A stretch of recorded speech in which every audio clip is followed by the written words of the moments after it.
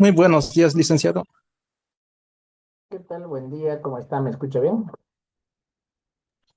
Un poco bajo, pero sí, se escucha. Muy bien, voy a intentar hablar más fuerte.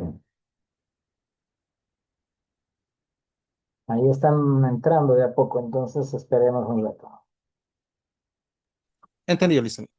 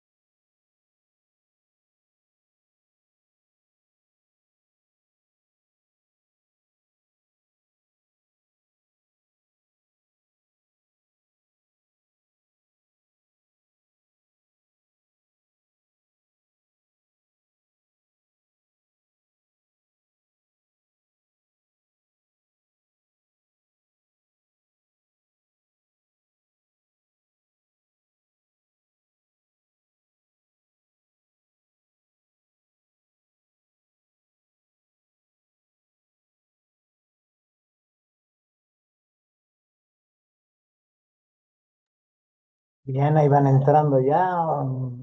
Somos en este momento ya tres, conmigo cuatro en realidad. Hoy vamos a tener una clase por acá y ya los próximos miércoles no vamos a ir avanzando, seguramente vamos a tener solo un encuentro de 45 minutos corto para explicarles normalmente lo que vamos a ir haciendo, ¿no? Si tienen que hacer algún trabajo o algo así, entonces vamos a aprovechar los miércoles para realizar trabajos, ¿sí?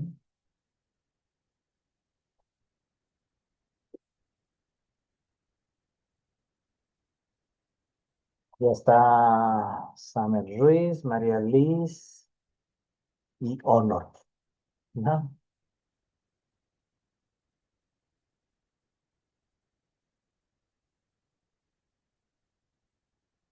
Bien, todos me escuchan, aumento un poquito más el volumen, no sé si me logran escuchar bien. Un poquito, si se pudiera aumentar el volumen, licenciado. A ver,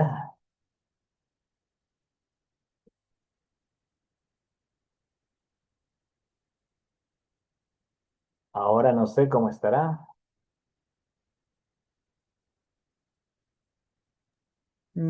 Está bien ahora. Un poco mejor. Lo aumenté al máximo que puede aquí el zoom. Sí, licenciado, está bien ahora. Bien, bien. Van a disculpar un poco el atraso de conectarnos ahora, pero es que, pucha, hace mucho que no uso el Zoom, así que se actualizó y un montón de problemas para lograr ingresar.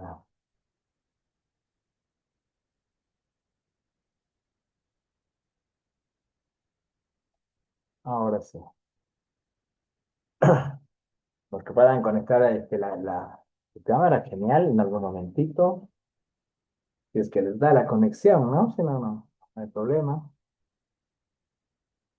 Y ir avanzando un poquito. No me acuerdo en qué nos habíamos quedado. Habíamos hablado de la licantropía, habíamos llegado hasta eso el lunes,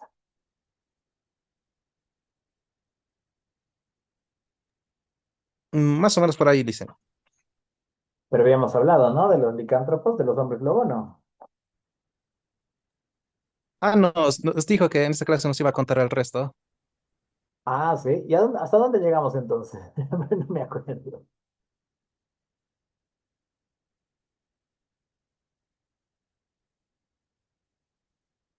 No sé en qué parte habremos quedado entonces. ¿Y habíamos visto algo en relación a la locura en la Edad Media, no? Mm, si no me equivoco, sí hemos hablado un poco de eso de la Edad Media.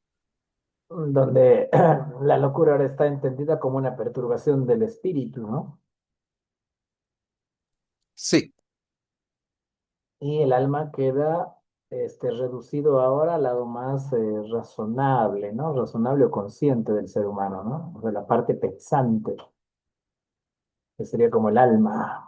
Entonces el alma queda como una cualidad y el espíritu queda como por encima del alma, como un elemento, digamos, divino, ¿no?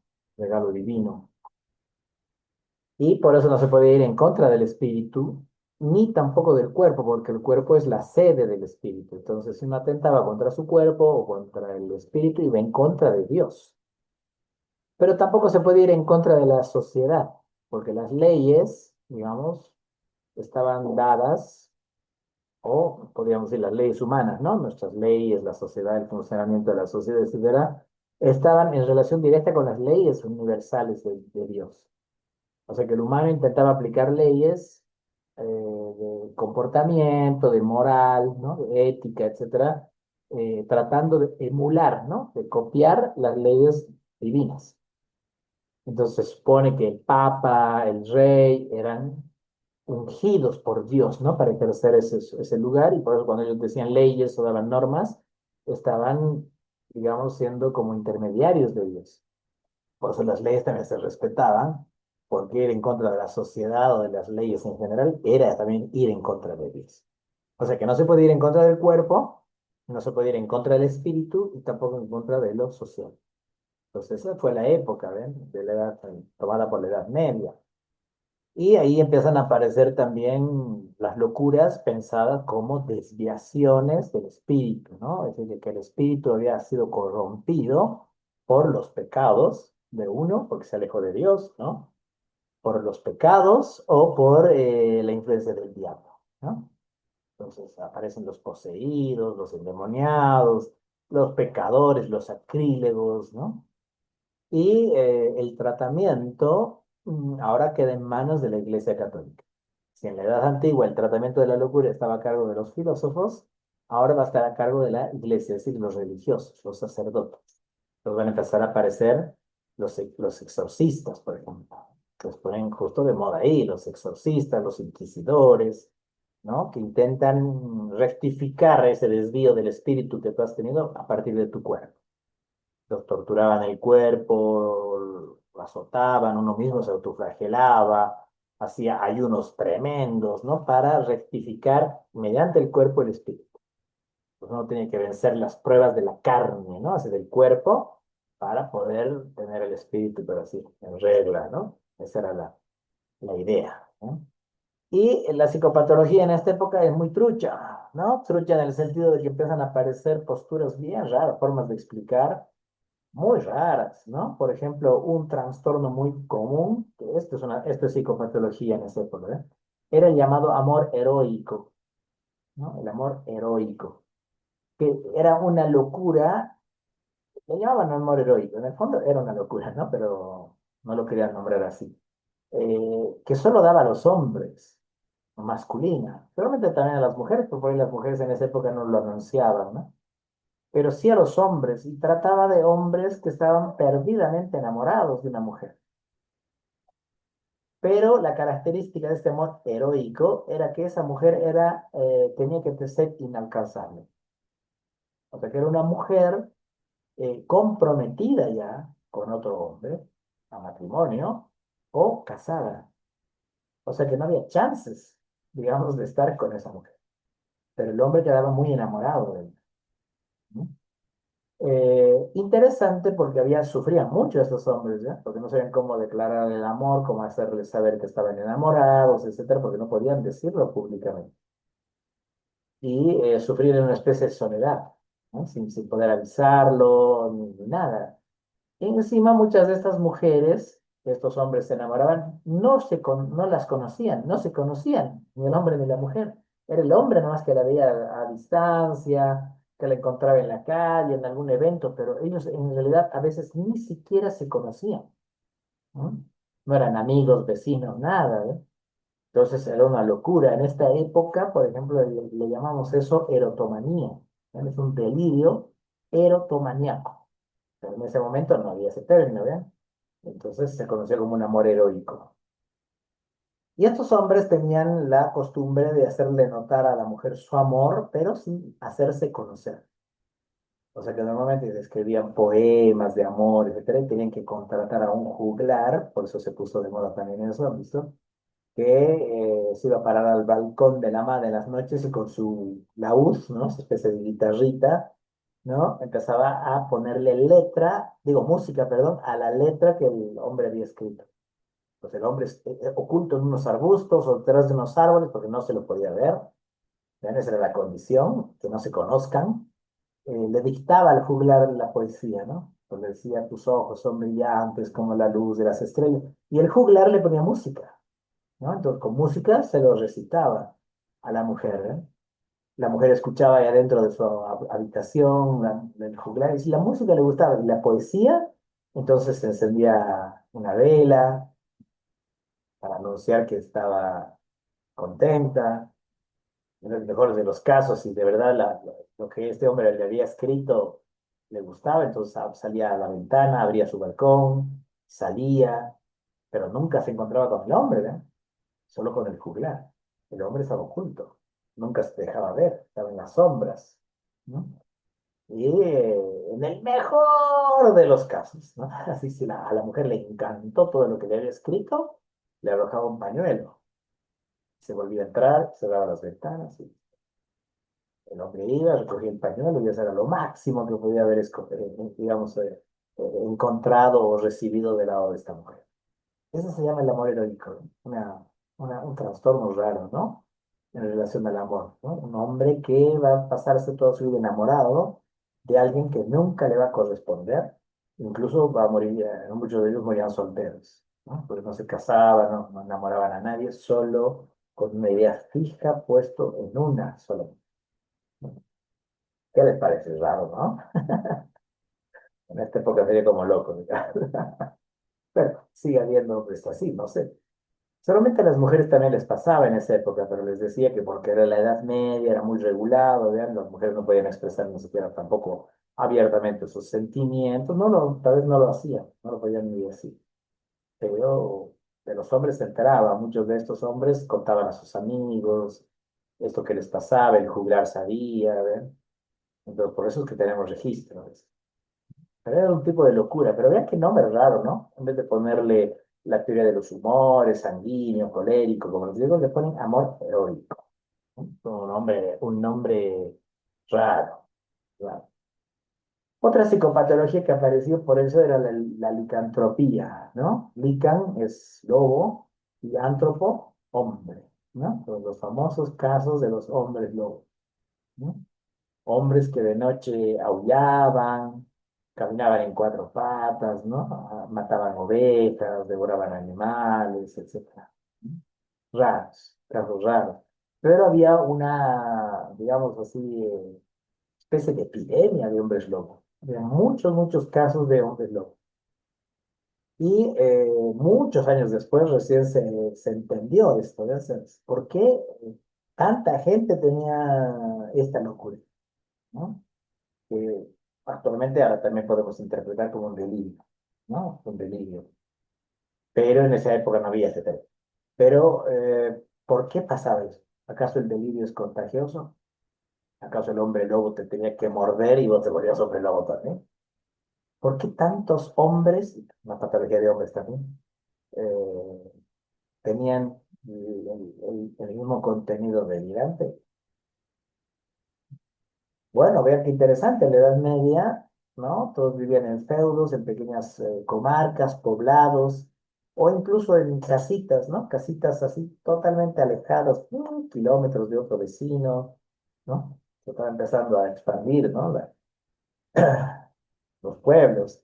Entonces todos vivían medio separados. Y eso de las 5 de la tarde en Europa, por ejemplo, había que meterse a la casa, ¿no? Con todo el rebaño y demás porque había una infestación de lobos, ¿no? El lobo era el enemigo número uno de las comarcas.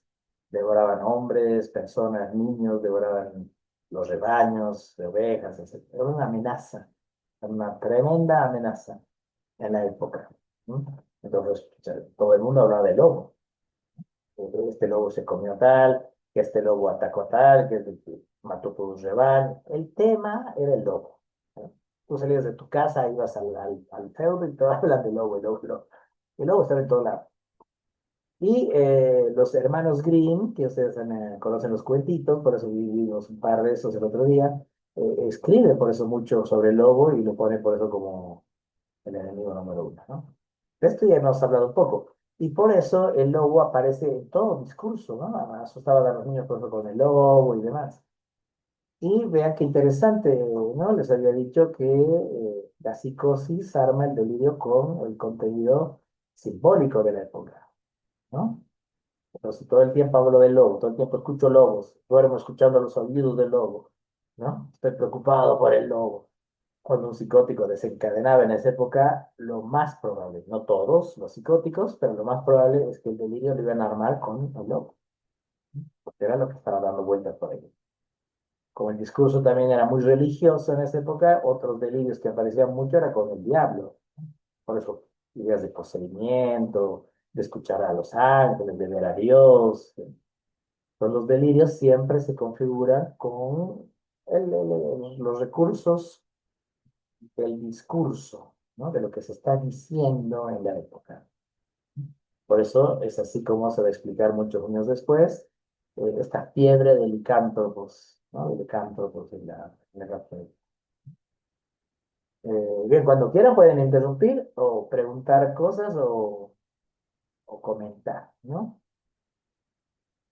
Si quieren algo de esto que estamos conversando. Entonces, vean qué interesante. Otra patología que también apareció, por ejemplo, está vinculada con la brujería o las llamadas brujas, ¿no? En esa época había mucha escasez de hombres también en la Edad Media, porque los hombres estaban dados al ejército y se iban a conquistar lugares y a proteger, ¿no? Los feudos y todo eso, o estaban destinados a construir castillos, carreteras, caminos, ¿no? Vías, caminos. Entonces en las comunidades faltaban hombres. Los hombres que se quedaban eran los lisiados o los viejos y los niños. Entonces había muchas mujeres que querían tener hijos o casarse, pero no había con quién, ¿no? Los hombres estaban por ahí circulando, ¿no? Entonces, muchas de estas mujeres, por ejemplo, aparecía un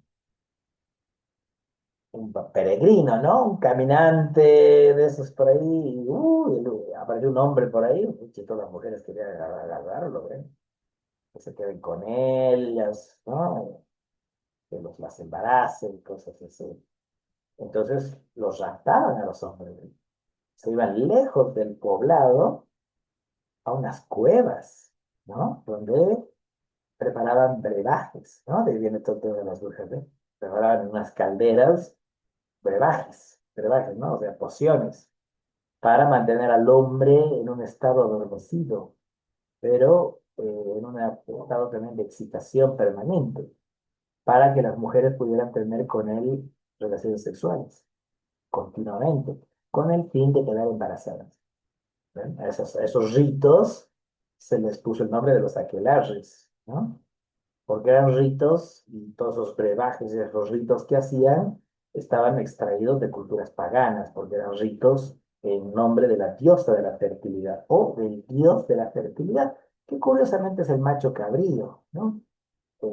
Esta cabra, ¿no? Que tiene cuernos, entonces la iglesia católica dice es el diablo.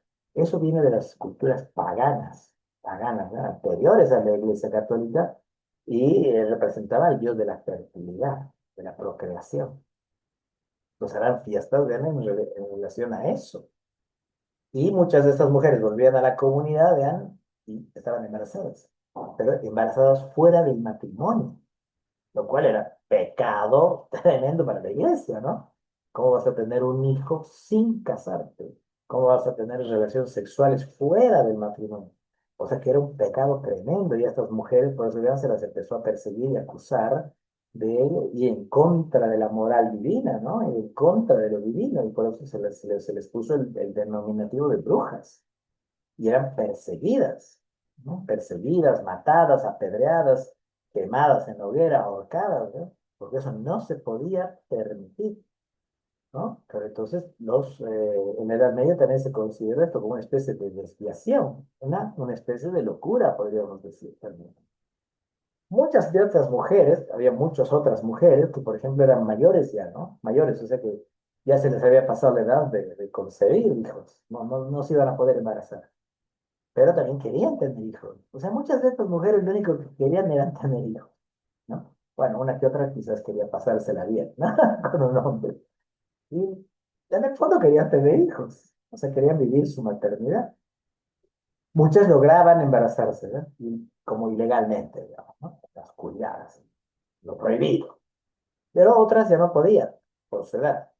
Entonces eran mujeres que se reunían entre otras en grupos y iban por las comunidades mayores, por eso muchas de ellas viejas, y caminaban en grupos, claro, para protegerse, ¿no? Para cuidarse. Y cuando llegaban a comunidades donde había mucha población, acostumbraban robarse niños, ¿no? Pequeños, para criar los niños estaban ahí, los hijos jugando en la calle, de pronto venían esas mujeres y se los robaban. Se los robaban a los niños. Por eso bien la bruja tiene esa lógica, ¿no? De ser vieja, ¿no? Arrugada, ¿no? Y que se lleva a los niños. Y a los niños se los llevaban, por eso engatusándolos con caramelos, ¿no? Con dulces.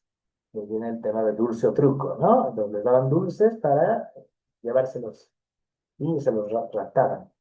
Entonces, cuando las comunidades veían que venían las brujas, ¿no? Se alertaban, ¿no? Vienen las brujas, gritaban, porque venían de las mujeres de negro, de viejas, ¿no? Y escondían a los niños. Los metían en los pajares, en el entretecho, ¿no? En los corrales, para que las brujas no los encuentren. De ahí viene toda esta lógica del disfraz, ¿no? Del disfraz, ¿no? Halloween, ¿no? De ocultar al niño, de ocultarlo, de que no parezca un niño, para que las brujas no lo encuentren. ¿Mm? ¿Qué tal?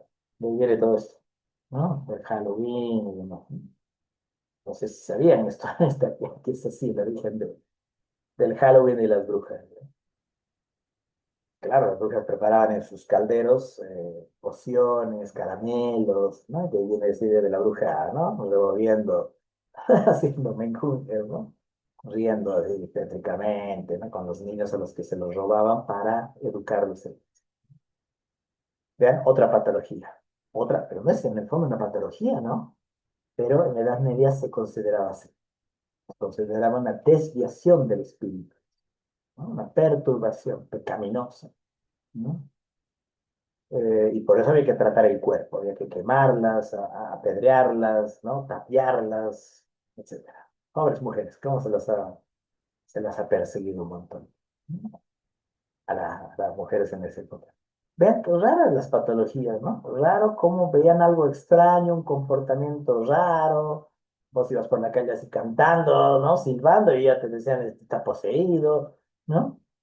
Entonces era una época muy, muy rígida, no podías comportarte mal, tenías que hacer buena letra, estar rezando, ir a la iglesia, tener una vida pura, ¿no?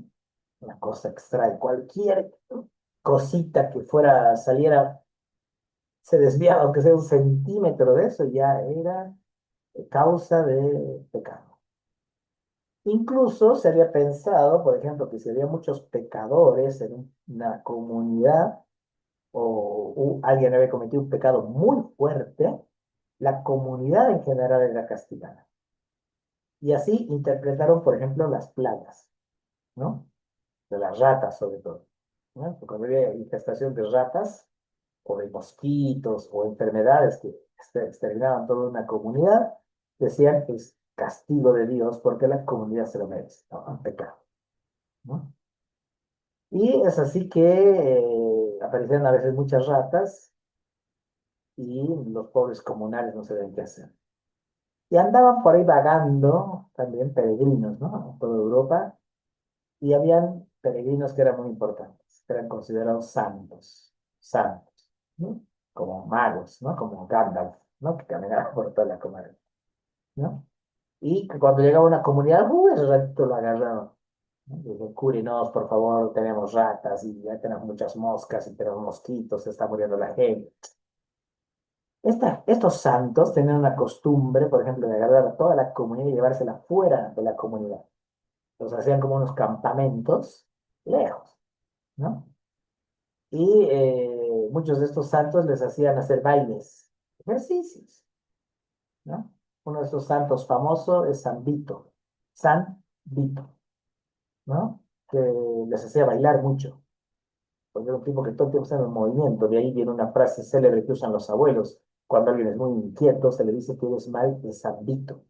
Pregunten a sus abuelos, a sus papás, quizás conocen la frase, el mal de San Vito, ¿no? De alguien que se mueve todo el tiempo, ¿no? Eso se decía antes, ahora se les dice a los niños que son inquietos TDAH, ¿no? Quiere hiperactividad.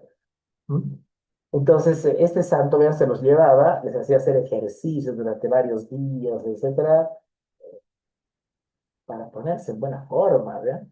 Y cuando volvían a la comunidad ya no habían ratas, no había nada, ¿no? Claro, y todos, San Vito nos ha salvado, gracias a Dios. No, las ratas se habían ido, ¿no? No había humanos, las ratas también pues, no estaban ahí. Y las ratas aparecían porque los europeos eran muy sucios, no se bañaban, mantenían cosas ahí en mal estado, entonces, pucha, ¿cómo no van a aparecer moscas, mosquitos, cucarachas, ratas? ¿No? Y ellos pensaban que era un castigo divino. Era un tema de aseo.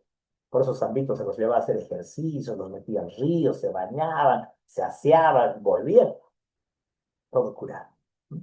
Y otro santo muy famoso que hacía más o menos lo mismo, también se los llevaba lejos, digamos, a la comunidad, les hacía hacer ejercicios, pero les decía que traigan todo lo podrido, por ejemplo, y lo viejo. Entonces lo llevaban y lo quemaban en una hoguera enorme, ¿no?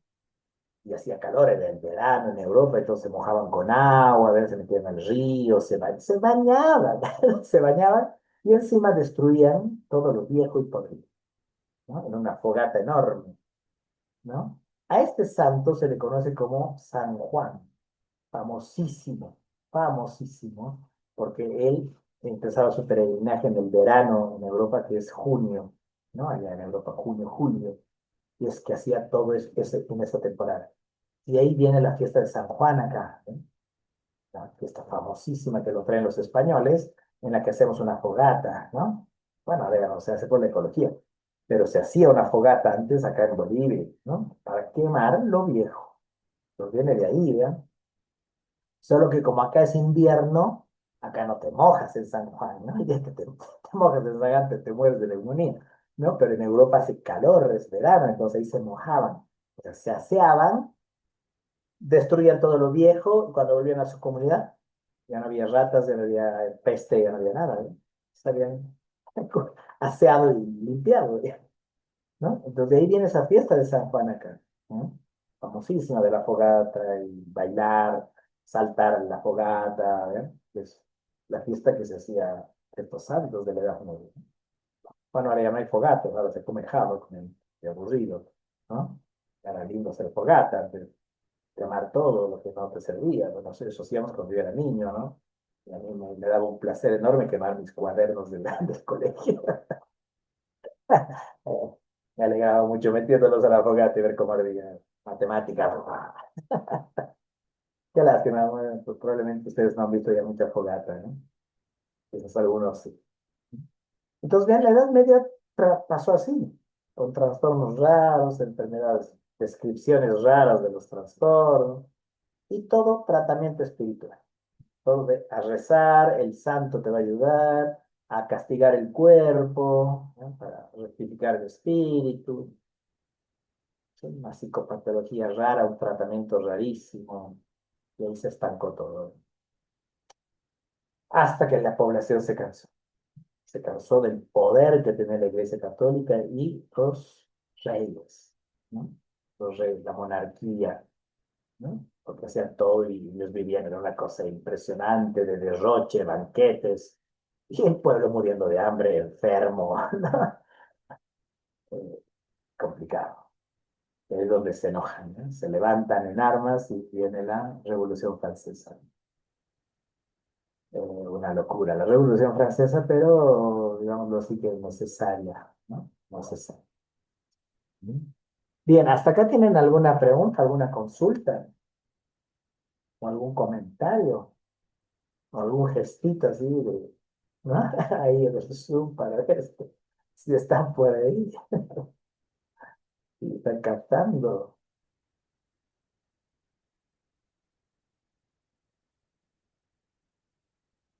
cómo va todo, ¿eh?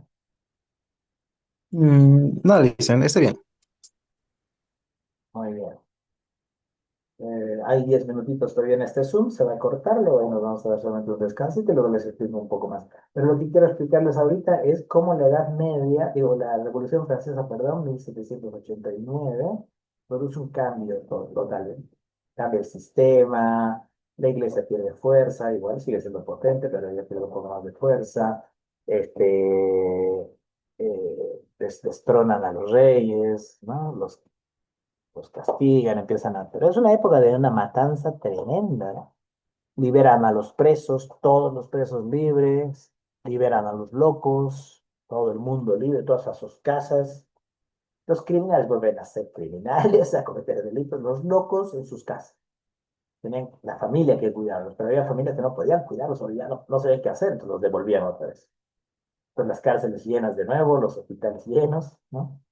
Y en las cárceles estaban locos y presos, mezclados, pero era bienísimo las cárceles, ¿eh? Claro, te comportabas mal, te metías a la cárcel. No había dónde meter gente. La Revolución Francesa dictamina liberar a todos. Libertad, igualdad, fraternidad. Ese era el lema, ¿no? De los franceses. Y los agarran a los reyes, los empiezan a juzgar, los matan, ¿eh? A todos, a príncipes, duques, o sea, cualquiera que era cercano a alguien, lo mataban, ¿no? Y a repartirse sus cosas, a repartirse sus propiedades, a repartirse el oro, a repartirse todo. Todo era para el pueblo ahora. Pero se vuelve también una época de revolución interesante, donde se introduce el tema de la libertad, etcétera, los derechos humanos, pero de una matanza tremenda, tremenda. Y una vez que terminan matando a todos, dicen, ¿y ahora quién nos va a gobernar? El pueblo mata a todos, y dicen, ¿y ahora? Y va a aparecer una nueva, digamos, categoría política, ¿no? Un nuevo personaje político. O sea, antes era la monarquía, los reyes, y esos los empiezan a destronar. Ahora va a aparecer la burguesía, ¿no? El burgués, el tipo intelectual que tiene un cierto estatus. Son ellos los que van a empezar a gobernar hasta hoy en día, ¿eh? Ya hay pocas monarquías en el mundo, ¿no? En España todavía hay reyes, en Inglaterra todavía siguen creyendo en eso, en Francia, ¿eh? Ha quedado todavía algo del rey, pero quien te gobierna es el burgués ahora. Entonces hay un giro radical. Y como hay un giro radical, hay también un giro radical en todo lo que implica, en todo, pero también en lo que implica la locura, ¿no? Porque ya no creemos que la locura sea un tema espiritual, ni que la iglesia se tiene que hacer cargo de esto. Ha hecho atrocidades la iglesia, ¿ven? Con la Inquisición, persiguiendo gente. No, ya no. Ahora van a esperar que alguien nos explique la locura. ¿Quién nos puede explicar la locura? Entonces dan carta blanca. El que quiera, venga y explíquenos la locura. El que quiera investigar la locura, tiene total permiso. Pues va a haber gente que va a venir así, yo quiero estudiar la locura. ¿Usted qué es? Soy mercader, ¿no? O sea, comerciante, Samuel Tuque, de él estoy hablando, ¿no? Tuque, ¿no? Comerciante. Pero como tenía dinero, tenía recursos, quería estudiar la locura, entonces le dicen, bueno, estudiala. ¿Qué necesita? Locos. ¿Cuántos me pueden dar? Bueno, llévese 20, llévese 40. Se los llevaba fuera de la ciudad a unas granjas donde los estudiaban. Otro que va a hacer lo mismo es el famosísimo Pinel, ¿no? El padre de la psiquiatría. Lo mismo, le dice, deme locos, 20, 30, 50, deme. Y se los lleva a una hacienda que él tenía lejos de la ciudad para estudiar, ahí, in situ. Pero tenían carta blanca, o sea que podían hacer con los locos lo que querían. Torturarlos, amarrarlos, ¿eh? Usar la camisa de fuerza que ahí empieza a aparecer, los baños de inmersión, o sea, amarrarlos y meterlos en piscinas de agua heladas, ¿no? Para ver si eso cambiaba. Todo han empezado a experimentar. También han debido cometer unas atrocidades tremendas. pero tenían permiso del Estado, con tal de que den respuestas, respuestas de qué es la locura. Entonces, ¿quiénes empiezan a estudiar eso? Los que tenían posibilidades, dinero, o los que tenían conocimiento. Entonces, después de la Revolución Francesa, está empezando la Edad Moderna, ¿ven? Y en la Edad Moderna, la locura va a pasar por primera vez a manos de los médicos, porque se les va a atribuir a ellos un conocimiento y se les va a pedir que sean ellos los que expliquen la locura. Por eso el médico se hace cargo por primera vez de la locura recién en la Edad Moderna, ¿no? 1800 para adelante. Y vean qué interesante, en 1802 se realiza por primera vez la primera autopsia del niño. Hasta antes no había autopsias. Los filósofos, vean, no tocaban los cuerpos, porque eran parte de la naturaleza. En la Edad Media tampoco, porque era una profanación del cuerpo, y el cuerpo es un regalo divino. O sea que nunca se abrían cuerpos, ¿eh? Nunca se estudió lo que había dentro del cuerpo. Recién en 1802, ¿no? Fruto de la Revolución Francesa. Porque la Revolución Francesa dice, basta, basta de la filosofía, basta de la religión, queremos saber qué es una enfermedad, qué es la locura, qué es el universo, queremos saberlo todo. Es la época de la Ilustración, ¿no? Y, legalmente hablando, el nacimiento de la ciencia, ¿no? Por eso lo que querían eran respuestas razonadas, no explicadas por Dios ni nada, ni esas cosas. Entonces van a hacer la ciencia en 1800, es donde realmente empiezan a aparecer lo que llamamos hoy ciencia, ¿no? Entonces, parte de eso permiten también que se abran cuerpos. Entonces empieza a diseccionar cuerpos recién. Podemos descubrir el corazón, el aparato digestivo, que ya se sabía más o menos cómo funcionaba, pero que nunca lo habíamos visto. Entonces también se empieza a diseccionar el cráneo. Se empieza a ver por primera vez un cerebro, cómo es, qué son los hemisferios, y se supone, los médicos están a cargo, de que la locura está en el cerebro. Es una falla en la parte pensante, razonante. Y cambia, ¿ya? Filosofía, edad antigua, la locura, enfermedad del alma, ¿no? Edad media, perturbación del espíritu. Edad moderna, falla en el cerebro, trastorno cerebral, mental. Y hasta hoy, seguimos pensando un poco eso, ¿no? Por lo menos los psiquiatras, ¿no? De que un loco tiene un problema en el cerebro. 1800, ha pasado 200 años, no es mucho, pero estamos con esa, seguimos todavía arrastrando esa idea, ¿no? De la falla del cerebro. Entonces, ahí hay un giro. Los primeros que van a empezar a estudiar los trastornos cerebrales, ¿no? Se van a empezar a llamar psicopatólogos, por eso va a aparecer la psicopatología ahí, 1805, 1810, y años después, recién la psiquiatría. Porque la psiquiatría va a aparecer como los médicos que se van a especializar en los trastornos cerebrales mentales. Primero aparece la psicopatología y luego la psiquiatría como ciencias autónomas, ¿no? La psicopatología como ciencia, la psiquiatría como el médico que se va a especializar en eso, como una especialidad, ¿no? Ahí recién aparece, ¿no? Entonces ese es un poco este brevísimo contexto, ¿no? Bien, voy a ir deteniéndome en este momento porque se nos va a acabar esta primera parte. Les pido que si quieren levantarse, si están sentados, o no sé qué estarán haciendo, no tengo idea, ¿no? Nos vamos a dar unos 5 minutitos ahí para ir a tomar algo, levantarse, y nos reconectamos para explicarles una parte más de hoy y por ahí vamos a ir cerrando el día, ¿no? Así que nos vemos enseguida.